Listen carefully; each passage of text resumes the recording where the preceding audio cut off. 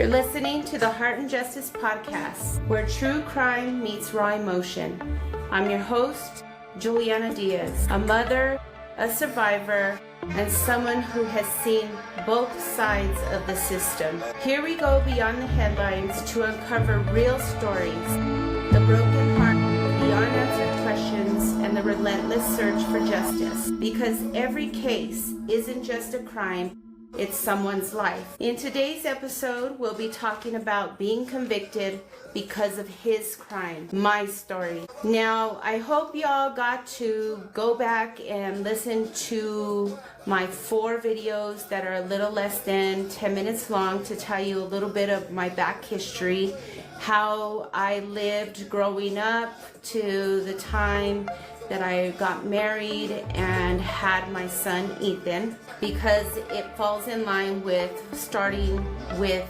the day my life changed forever. In January of 2007, I was going through a divorce with my son's father. We were married for 11 years, and it was, as you guys may have heard, it was pretty hectic. We had our son on February 24th of 2006. His name was Ethan. During that time, he would constantly harass me, come to my home, not really worried about having a relationship with his son, more so of trying to follow me around town and get back in a relationship with me.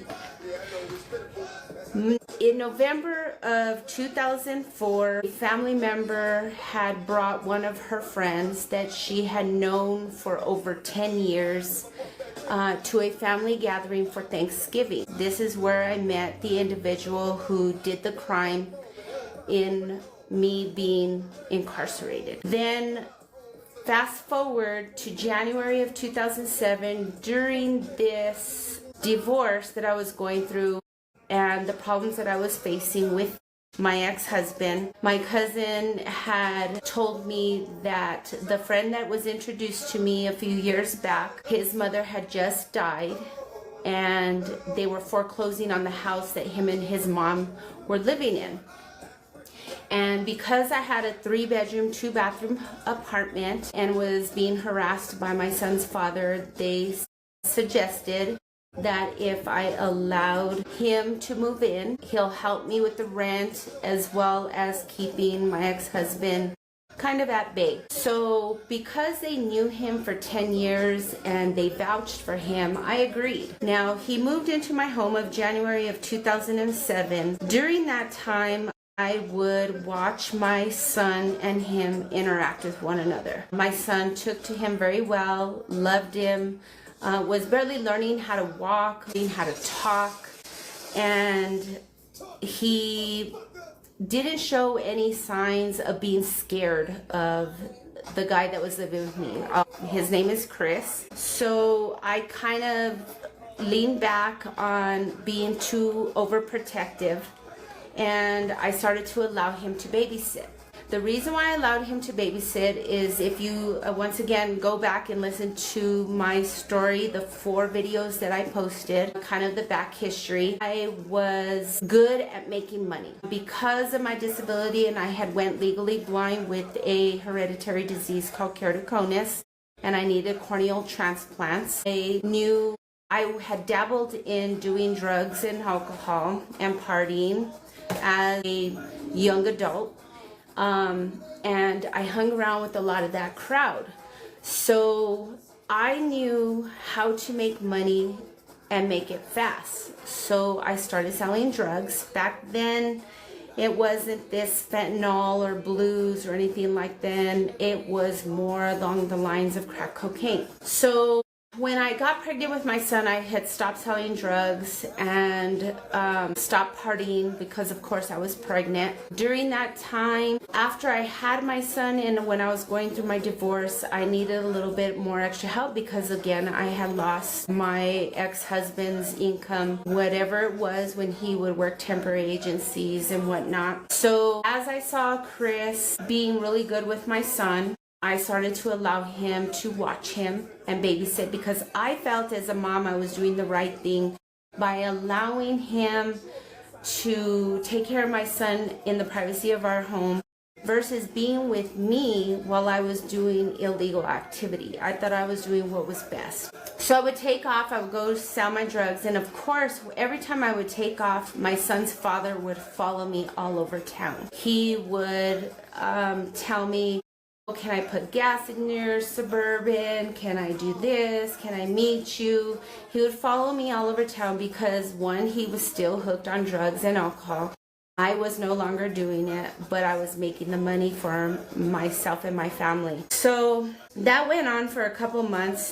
And during those times, I remember, like, my son was learning how to walk and he would fall, whatever, and he would have a bruise when I'd be giving him a bath. And I would ask Chris, well, what happened? He would say, Ethan fell, he hurt himself, and I'd be like, okay. So I had went to his 1-year-old pediatrician appointment. During that time, I had asked my doctor if the bruises on my son's legs and whatnot that I had noticed were okay, and he told me to calm down, that it was fine, that he's learning how to walk, and we lived in a 2-story.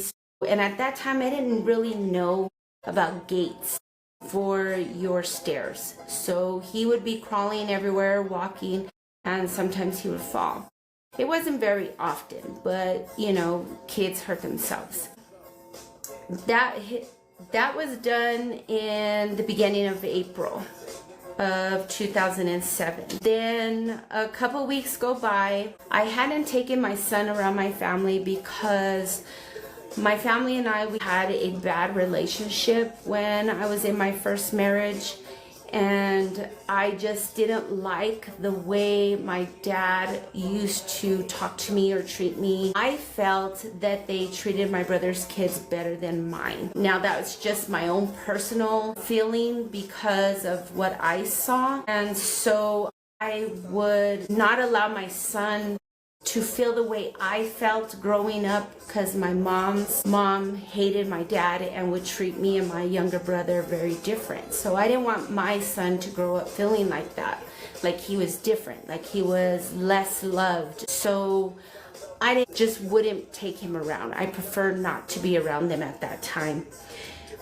So one day I had gotten a phone call from my son's father, and he had said that he wanted to have a relationship with my son. This was on April 20th of 2007. So I took my son to a distant relative, her name is Donna, to her apartment, and we stayed at her apartment.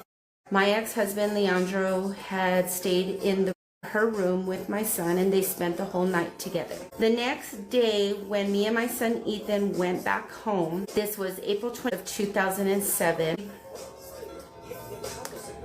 had gotten a phone call that somebody wanted to buy some drugs, and it was a large amount. And so I was in the process of getting ready to give my son a bath, and I had decided, because it was close to Easter time, I believe, maybe a little bit after Easter time, that I wanted to take him to see my mom and dad. So I had his little suit out, and I asked Chris, can he give my son Ethan a bath, and that I needed to go make a run, that I would be no longer than an hour, and I'll be right back. He agreed, and I left. If anybody is from Albuquerque, New Mexico, I lived near 2nd and Paseo, so it was pretty close to getting on the highway.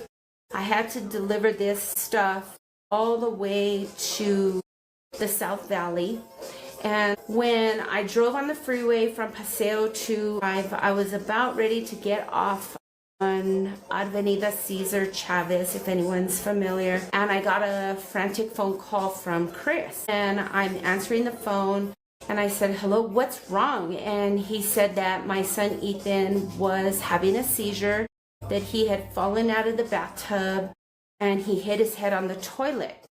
So I said, did you call 911? He said, no, he didn't. He called me first. So I said, don't let him swallow his tongue, because I know a few people that get seizures, and you got to turn them to your side, make sure that they don't swallow their tongues.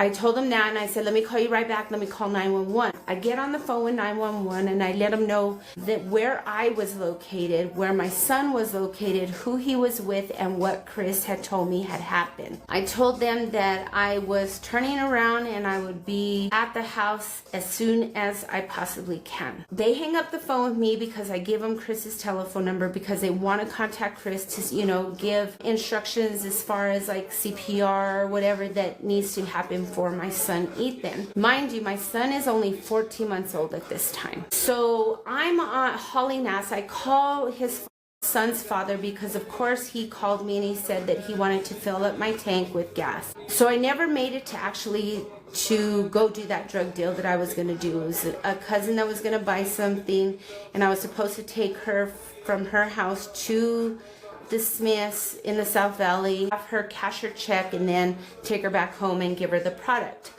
When I never got to make it there, I called Ethan's father up and I told him, you need to meet me at the house, that Chris called me saying that Ethan was having a seizure and that he fell out of the tub and hit his head on the toilet. When that happened, me and my ex-husband Leandro drove like a bat out of hell from the South Valley all the way to 2nd and Paseo, which is in the North Valley. We got there at the exact same time that the ambulance got there. Now I live in a gated area, so I had to let the ambulance in. They go in, I run in, and I'm on the phone with Chris and I'm telling him, come downstairs, bring Ethan out because the ambulance is here and I'm here. He comes out of the apartment with my son who looks lifeless, but his arms are like moving in like a weird way, like he was in some severe pain. Chris comes down, the ambulance comes, and we all meet right in front of my apartment on a little grass area. And I'm bending down and I'm screaming, I'm crying, I'm not knowing what's going on. I see my son looking like he's in pain, he has a seizure. He looked like he was having a seizure. He was grinding on his teeth, and the ambulance tells me to get up and they start working on him. Now, before all this nonsense happened in my life, back when I was 18 years old, I had just graduated from Valley High School. At 17, I graduated from Valley High School. I was attending, it was called TVI back then, it's now called CNM. And I had taken a course for an EMT basic. So I know the procedures when there is a patient that's unresponsive. You scoop and go with lights on, siren on, and you pass lights and you get to the emergency room as fast as you possibly can. Now, when the ambulance was there, my son looked like he was unresponsive. Well, he was moving in a jerking, stiff way, like he was having a seizure. And when this happened, the ambulance worked on him on the grass in front of my apartment. They didn't scoop and go like you're supposed to. And at that time, as a mom, you're not thinking about those things. You're just scared, you're in fear, you're mad, you're angry, you don't know what to do. And you're sitting there and you're like wondering what is going on. Why are they not taking my son? Finally, after working on my son for a little bit, they get him and they take him to the ambulance. And of course, I try to get in the ambulance with them, but I guess because of my state of mind and the way I was, and I was so frantic, they didn't allow me to go. I know that they were following protocol. They scoop my son in, so I run up to into the apartment. I go and get his diaper bag with a couple diapers, wipes, butt cream, an outfit to change him, and a couple bottles. And I leave. And Chris comes with me, of course, and he brings his little dog with him. And Leandro gets in his car, I get in my Suburban, and we follow behind the ambulance to the hospital. Now, as we're going to the hospital, there are no lights on, no sirens. They're going the speed limit, and they're not passing the red lights. So none of this is making sense to me at all. All I know is to follow my son, and I'm hoping and I'm praying. I'm calling family on the phone, and I'm telling them that something happened to Ethan. They're taking him to the hospital. Please meet me there. I called my mom, my dad, my brother. My mom and dad call all the rest of the extended family, aunts, uncles, cousins. We all meet at UNM Hospital, and we're there. We're all in the waiting room, and they're taking forever, and I'm starting to get upset. So I tell the receptionist, what's going on? Where is my son? Why aren't they telling me anything? They kept telling me, ma'am, the doctor will come out as soon as they're able to. So I say, fine. I'm waiting there, and finally they tell me, go ahead and come on in. I go in, Chris is behind me, Leandro's behind him. We go inside through the doors, and they stop me right before we get to Ethan's room. And they tell me, I'm sorry to tell you, but your son passed away. That was the hardest thing that a mom could go through, that a mom can hear, that your son, who is only 14 months, died. I turn around and Chris catches me, and I'm crying, and I'm saying, why? What happened? Finally, I catch my bearings. I get up. I go look at my son. I hug him. I just hug him, and I tell him how much I love him, how much I'm so sorry that I wasn't there. Well, they move us to, after all of that, they move us to a room. If anybody has lost a family member, you know that they move our families to rooms, so we can grieve until the doctors could tell us a little bit more. So they put me, my mom, my dad, my brother, his wife at the time, and at that time he only had 2 boys, and Chris was in there with me. I don't even know where they put my ex-husband, Leandro, my son's father, but they put us in a room, and I remember Chris hanging on to me. He's sitting on a chair, and I'm just crying, and he's hanging on to me. And I don't remember exactly what happened in that room. I just know that an argument was about to break out, and they removed Chris and his aunt and grandma out of the room, put them in their own room, and kept me and my family in our little room. Well, then at that point, the investigators come, detectives. And they ask me if I can go down to the station with them and answer a few questions. And of course I'm gonna go.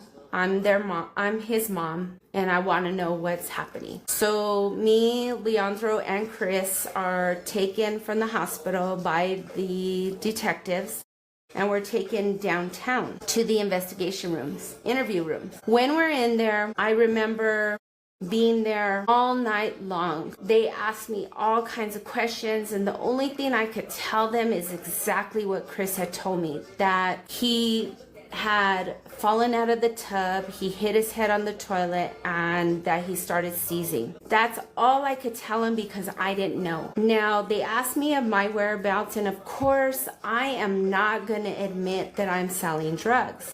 So what I did is I told them that I was going to meet my cousin to take her to go cash her check and then take her home, and that I had asked Chris to give him a bath because when I went home I would be no longer than an hour running a couple errands, that I was going to take him to my parents' house, which is partial true, just not the reason why I took my cousin to go cash her check, or the reason why I was going to do that before this occurred. They keep my ex-husband there, asking him questions up until midnight. They released him at midnight, and they kept me there till about 4:50 in the morning, asking me questions, leaving me there, and I know that they're watching me through the window, and I'm just laying there and I'm crying, I'm cold. They bring me McDonald's. Of course I didn't eat it because I'm allergic to onions, and it had onions in there, and I'm shocked. What took me and my ex-husband 11 years to have, which was a child, because throughout my 11 years of marriage with him, I had miscarried several children. I had 1 tubal pregnancy, and finally on our 6th pregnancy, I finally got pregnant with our son Ethan. We tried fertility, we tried fertility drugs, Clomid. We tried everything to try to get pregnant. Of course, my ex-husband was very abusive, so there were times where we'd be fighting and he'd kick me or he'd hit me and then I'd miscarry. So for something that took me 11 years to have a child who, that's all I ever wanted to be, was a mom, took only 30 to 45 minutes to be gone. They ended up releasing me finally from the investigation office at 4:50 in the morning. The detective had to take me back to the UNM hospital because I had to get my Suburban. The dog was no longer in there. I don't even know who or what happened to that dog. I remember crime scene tape around my Suburban when I got there. I was told I could not go back home because it was a crime scene. They ended up arresting Chris the very next day at about 7 in the morning and charged him with child abuse resulting in death. When that happened, he was arrested and they released me. Of course, at that time, I was lost. I felt like the only thing that mattered in my life was gone. And he died on April 21st of 2007. Then my ex-husband, of course, does not want to leave. So he's still coming around, whatever, and he's talking to my parents. And my parents, who never liked him in the beginning, all of a sudden liked my ex-husband, was on his side. And as we're doing the preparations for my son's funeral, he's around, of course, because he's Ethan's father. And he gets on one knee and he asks to remarry me. And my mom and dad I look at my mom and dad and they're like, we want you to remarry him. And I started crying because that's all I ever wanted in life, was my parents to love and accept whoever I had chosen to be with. And I agreed to remarry him. So my mom and dad ended up being our matron of honor and our best man. And we got married through the Justice of Peace. And then we had our son's funeral about a week later after my son was pronounced dead. Me and my family don't like the idea of being buried. We want to be cremated. So I decided, with my parents' help, to cremate my son. That way we can have his remains. Of course, I didn't have the money to do it, so my parents did it for me. We had the funeral services. Of course, the detectives were still investigating, and they showed up at my son's funeral. We were originally going to have it at the French mortuary, but they had advised us not to do that there because they could allow media to come in, and even though it's a family private moment, so we decided to have it at my parents' church, which was Calvary Chapel at that time. It's still their church. So we have the funeral services. Of course, the detectives up there, and they're watching, I guess, mine and Leandro's reactions to my son being gone. All I remember through that whole funeral was, I remember them closing the casket, the little baby casket that we had gotten for the funeral services. And I remember crying and saying, he can't breathe, and just losing my mind, grieving this whole situation. A week after that, which was 2 weeks later,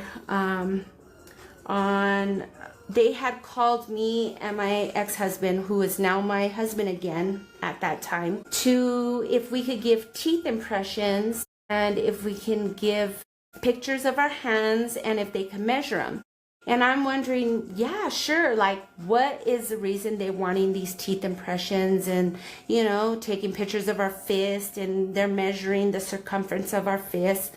So me and my husband at that time, Leandro, we go to the place that they want us to go. We give them our teeth impressions. They take pictures of our fists. They measure our hands. They look at our nails and stuff. And so we leave. A few days later, they call me back into the detective's office and they ask me if I can come in. And this was in May of 2007, which was about 2 weeks after my son's death, because they wanted to ask me some more questions in case I may have got a new revelation or maybe had more memories. So I agreed to go in.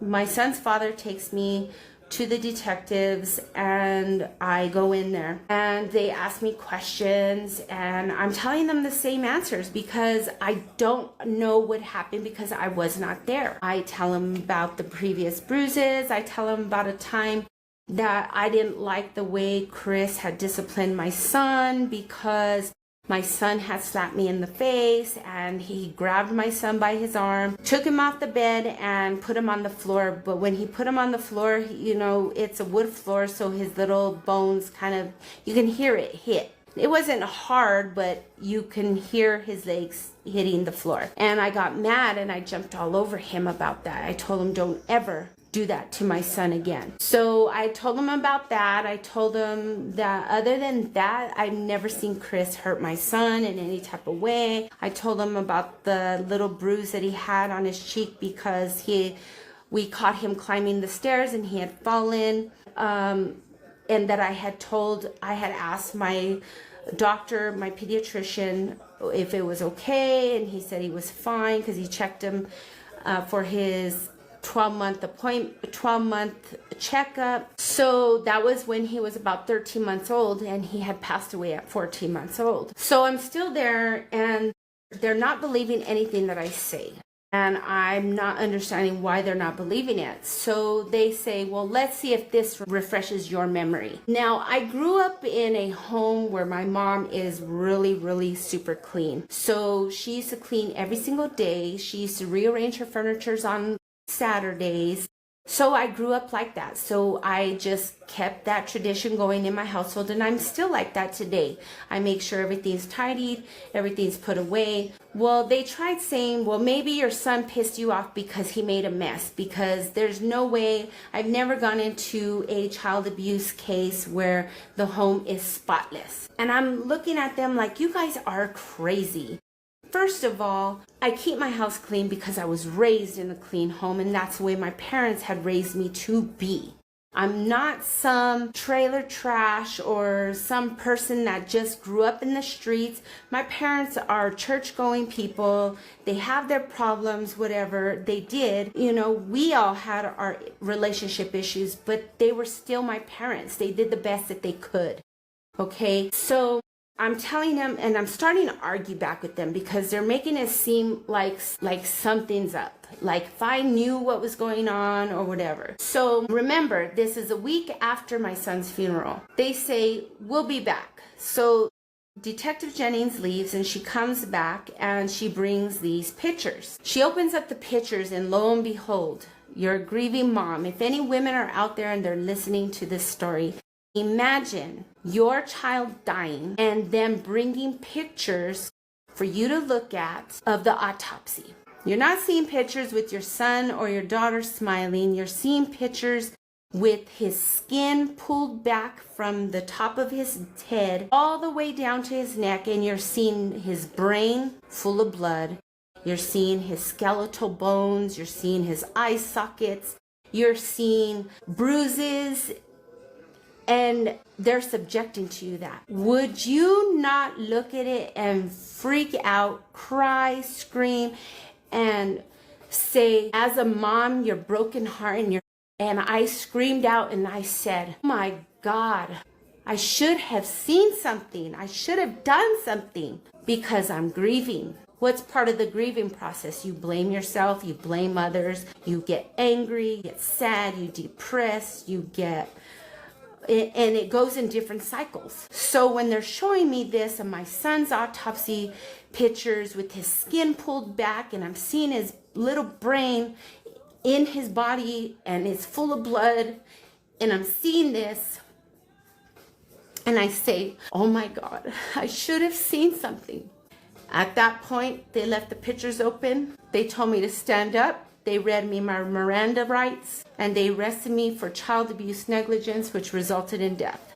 They said the sentence I said should have gave them probable cause to arrest me, because a child abuse neglect case is not based on evidence, but based on what a parent should have done. Yes, I was doing illegal activity. I have done illegal stuff, and I've never in my life have I ever gotten caught or gotten into trouble. I was a straight A student. I had a 4-year paid scholarship to UNM for academics. I just went down the wrong road, met the wrong man who I just wanted to party and drink with, and we lived a crazy life, but I still never did any crime. And so the first time I ever got arrested was for this case. I was arrested that same day and charged with child abuse negligence, which resulted in death because my son passed away. Based on my statement, when they showed me the autopsy pictures of my son's brain sticking out full of blood during an investigation, and I said, as a grieving mom, crying, I should have done something. I should have seen something. Why didn't I see anything? Then on February 26th of 2009, I was convicted. They had ended up dropping the charges of child abuse resulting in death because they found out that the teeth impressions and the circumference of the fist that matched the circumference of the bruise on my son's head matched Chris. He had bit my son. The teeth impressions matched. I found out while I was incarcerated through my lawyer that Chris had fought for 4 years not to give his teeth impressions, not to give the pictures of his hands or let them measure him. And finally, the judge ordered him to. So they dropped those child abuse that resulted in death on me and just gave me the child abuse negligence that resulted in death. And on February the 26th of 2009, I was convicted of this crime. I ended up taking a plea because as a grieving mom, I just gave up. I didn't want to fight no more. I didn't want to go through the trial and relive my son's death. So I called my lawyer up and I told him, I don't care what it takes. I've made peace with everything. I'm just tired. I'm tired of fighting. Just take any plea that they give you. And he said, are you sure, Juliana? Because your pediatrician is willing to speak on your behalf. You made a mistake by leaving him and trusting somebody else, that it didn't constitute you going to prison. And I said, I didn't care. It's my choice. I want to sign the plea. Just give me whatever they give me. So he spoke with the DA, Helter, and she offered 21 years, 3 years to be suspended, which left 18 years. And because I did not commit the crime, and they considered it a non-violent crime, even though it was a violent crime, because they know I didn't have no involvement, they gave me 50%. So that meant I had to serve a minimum of 9 years in the New Mexico Women's Correctional Facility. That's me on the screen in CCA in New Mexico, the only women's prison at that time. I did a total of 10 years because I lost a year of good time for misconducts, for fighting and other things. So I was released on October 2nd of 2017. I did a total of 10 years for a crime that I did not commit, all because of a mere sentence when seeing my son's autopsy pictures and grieving and saying, I should have done something. I should have seen something. Why didn't I see anything? Stay tuned for more episodes on the Heart and Justice podcast. This week, I'll be dropping video interviews, voice recordings, and paperwork on my case. Be sure to like, comment, share, and follow to the Heart and Justice podcast, because stories like these deserve more than silence.